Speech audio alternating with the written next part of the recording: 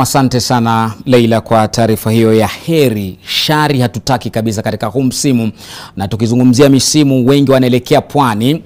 Sasa nikupeleke huko pwani ambapo kuna kituo na shirika hili kampuni ya iCOLO.io ambayo inahusika sana na masuala ya data na teknolojia inazindua kituo chake maalum katika ukanda huo ili kuweza kuhifadhi data za kukufaa wewe mteja ambaye unafanya biashara moja au nyingine mitandaoni. Na ili kupata mengi zaidi tujiunge na mwanahabari mwenza Brian George, ukipenda Brian G, akiwa kule Mombasa, atupe mengi zaidi kuhusiana na kituo hiki. Brian? Naam Lofty, na kupata kwa ufasaha kabisa. Meli imetua, shehena zimfika. Tuko Mombasa kushuhudia rasmi ufunguzi wa kituo hiki cha data. Takuwa naongea na afisa mkuu mtendaji katika kituo cha iCOLO, na hii ni kituo cha data cha pili ambacho wanakuwa wanazindua rasmi. Kwa hivyo allow me to switch over to English just to talk to him so that we are able to understand. Mr. Sharikel, good to see you. Congratulations on this launch. Why is a data center so important, particularly in doing business today? You need data centers if you want to be on the internet. These days we are transforming digitally across the country, and everything we do is online. Without data centers, you don't have centers for power for the internet, and fundamentally everything starts and ends in data centers when people are online, people are purchasing things through M-Pesa. So it's a vital piece of digital infrastructure for any country that is moving into the new age. Amazing. This is the second data center you're opening in Mombasa. So the question would be, why Mombasa? Why particularly this side and not anywhere else like Kitui or Turkana or the rest? So the internet in Kenya starts in Mombasa. It comes from the undersea subsea cables that come in and land in the port city of Mombasa. So if you don't have adequate data center infrastructure here, the cables don't come. And if that doesn't come in, then we can't build out the further infrastructure in the country. So this is why we continue to invest in Mombasa to build infrastructure so we can welcome new cables that are coming in to service the region. Amazing. So for a client who's viewing right now and is curious about what iCOLO is offering, what do you tell them? So we do co-location, which is we offer power cooling for folks that want to bring racks into our data center. So we don't provide data bundles, or we don't provide server infrastructure. What we do is we provide infrastructure to put digital pieces of equipment, so like servers, racks, and so on and so forth. So whilst we don't sell directly to the consumers benefit directly from what we do with B2B customers like the mobile network operators.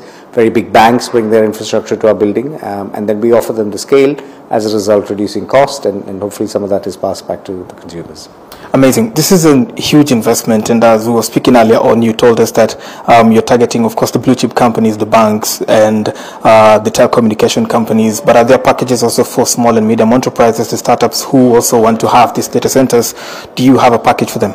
Absolutely. So we have, our large customers may take up to 50 racks, but we have single racks, we have quarter racks, we even go down to 3Us. A rack has 47 Us, so you could lease as little as 3Us, and it costs a few $100s a month. So yeah, we do customize to what the customer needs, and we don't make any differences between large customers, small customers. Every customer is very important for us. All right. Lastly, as we close this live link, there is a lot of promise, particularly in the digital front right now. And of course, the new government is optimistic about what the digital economy may have for this particular country. What other opportunities are you seeing to venture into as a data center and of course, as infrastructure providers for businesses in the country?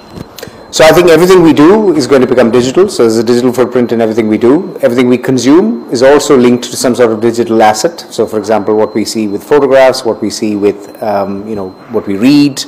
Our daily lives are also sort of tracked digitally these days, with our M-Pesa transactions, Visa, etc. So I think anything to do with finance is going to be digital. So there's a lot of opportunity there.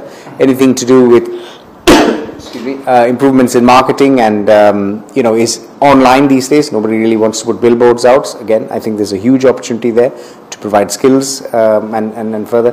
But I think the infrastructure for all of this is also very fiber to the homes, cross-country infrastructure for connecting different towns. It's a lot of opportunity actually for the government, but as well for all the entrepreneurs that want to do something a little bit different. We only have about 5.5 million people in Nairobi, about 1 million in Mombasa. The rest is in the rest of the country. They also deserve a better or deserve the same internet quality as we do in the cities. There you go. Definitely. I know I said there's a last question, but I'm going to ask this one very last one for the moment. The last week we saw the Director for Communications Authority of Kenya, that is Mr. Ezra Chiloba, saying that they are introducing new regulations in the cloud computing space in the country. Have you been consulted as a private entity, and what are your sentiments on the importance of regulation in that sector, particularly as an IT player? So I think we have been very lucky in Kenya that the regulators have been very forward-thinking in making announcements and changing the laws to reflect what happens globally. So I think that's generally what we are now beginning to see. We provide infrastructure, we don't necessarily play in the cloud space. So whilst we understand what is going on, we are not a direct stakeholder. For example, as a an Amazon or some of the other. However, because we provide the infrastructure for these parties, we are often asked about it. There is a very good framework in our, in the telecom bills that have been passed in the last many years. So I think that is what we are now building upon. And I think there is a lot of public discourse on this. Private sector is also involved in it. So I do think we will come up with a good solution. And, I think it will help us take the country forward.